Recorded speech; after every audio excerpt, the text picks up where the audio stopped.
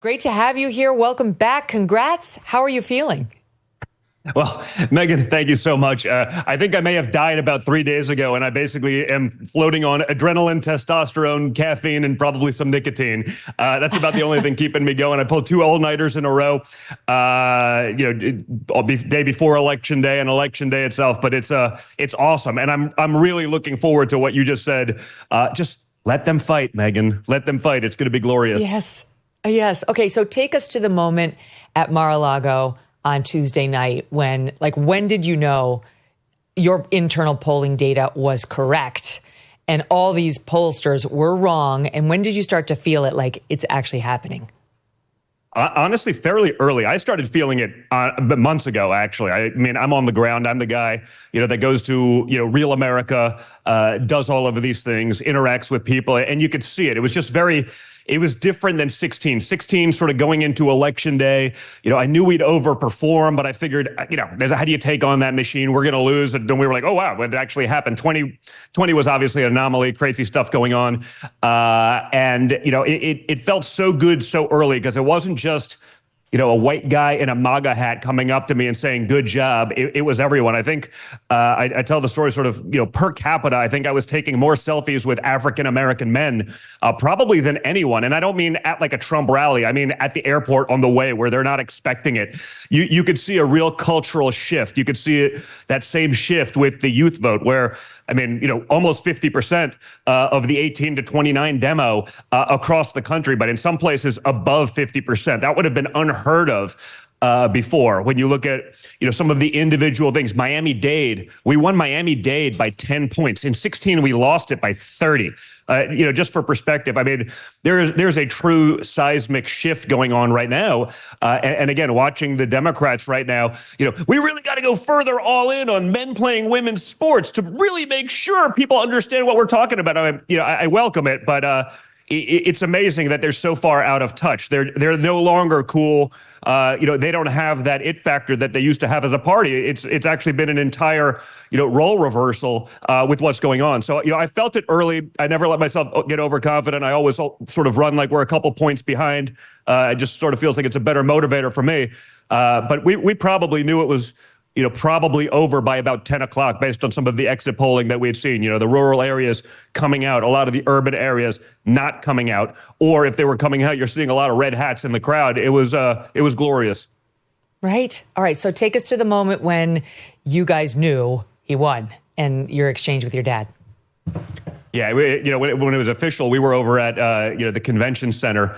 We had switched over from Mar-a-Lago, kind of going over to the convention center. It's just, an amazing crowd, incredible energy. And when they called Pennsylvania, sort of like that first of the blue wall, we actually thought they were going to call Wisconsin first based on where the numbers were sort of looking. But they called Pennsylvania. I was like, well, that's the pièce de résistance. You don't need to worry about Arizona. You didn't need to worry about Nevada if you had one of that blue wall based on sort of how we performed up and down the East Coast. I had spent a lot of time in the last 3 weeks sort of in North Carolina, even some of those hardest hit areas. I went up to where they were ravaged by the hurricane, spent a lot of time there. I was with the people from Samaritan's Purse, delivering generators, delivering clothes. And honestly, it was one of those things like I didn't want to even talk about the election or anything, but people were coming up to me. People who lost homes were like, oh, don't you worry. Like, we're going to crawl through broken glass to be able to vote this time around. We've seen what our government does. We see how they could care less about us. So it just felt so good.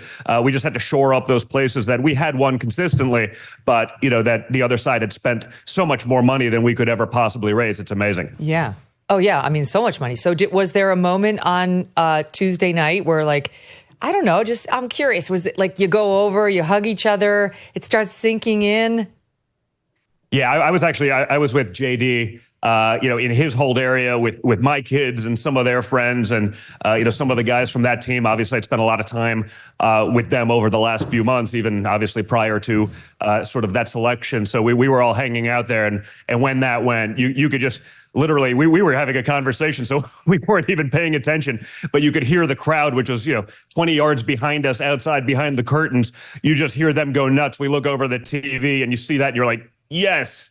It felt so good also just because of the last 4 years, the hell they've tried to put us through, the weaponization of the DOJ, the weaponization of, other agencies, whether it's, New York Attorney General's office or the district attorney's office there, all of that stuff. The last 4 years, they've really tried to run us through hell.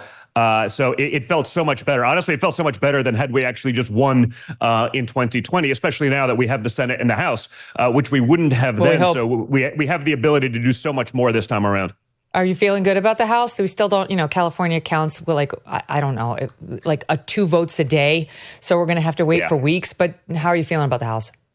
Listen, I feel pretty good, but to your point, the longer they have to magically find a truckload of ballots that was, filled out in a warehouse out of state, I'm definitely concerned about that. I mean, I think, as many people, critiqued us on 2020 talking about that, like, where'd those 15 million Democrat votes go? Just magically, right? And just so the audience knows, there's a chart that's flowing on Twitter, on X, that does show like the same general number of Democrat votes in all the elections going back some 20 years, same sort of level on the graph. Then you get to 2020 and it's 15 million higher, to Don's point.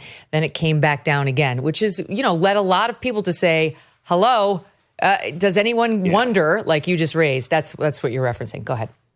Yeah, I mean, again, I don't believe that anyone was really all that enthusiastic about Joe Biden in 2020. I don't believe that Joe Biden in 2020, in the midst of a pandemic, outperformed Barack Obama solely in Philadelphia, Atlanta, Detroit. No one, I don't think anyone seriously believes that, but still underperformed all, 18 of 19 bellwethers, lost them, underperformed all the other counties in the country. It doesn't pass a smell test to me if I'm looking at it as a reasonable individual, even from the outside. But this one, again, it was so decisive. That was the thing. I wanted to make sure it was decisive. That's why I was doing radio basically till the polls closed. Just like, get in line, stay in line, vote. If you make it decisive, they can't play that game where all of a sudden it drags out for 2 weeks and all of a sudden, we see the 3 o'clock bump or the next day bump or the week later bump. That we saw in 2020. And so we were able to do that. And, there were a lot more mail-in ballots in 2020. And that is subject to more manipulation than in-person voting, whether it's in-person early or in-person on the day of. And so I think it was very good for the country that was minimized, and it should be minimized further. You vote. I like vote early. That's fine. You show up in person, same procedure. The mail-in balloting, unless you are very elderly and you can double prove with ID and so on that it's you, we're really in a sketchy territory. If you are tired of the same old coffee from the big mega corporations pushing their woke agendas, listen up. It's time to take a stand and support a brand that truly embodies American values, Blackout Coffee. They stand with hardworking Americans who believe in family, faith, and freedom. They roast some of the most incredible coffee you will ever taste using only premium grade beans, roasted and shipped to you within 48 hours. And for the cold brew fans, Blackout Coffee is excited to announce the launch of their 2 new ready-to-drink cold brew coffee latte options. Don't settle for less. Make the switch to Blackout Coffee. Head on over to blackoutcoffee.com/MK or just use the code MK for 20% off your first order. blackoutcoffee.com/MK. The code is MK. Join the movement. Taste the difference. Remember, with every sip, you are supporting a brand that stands for America.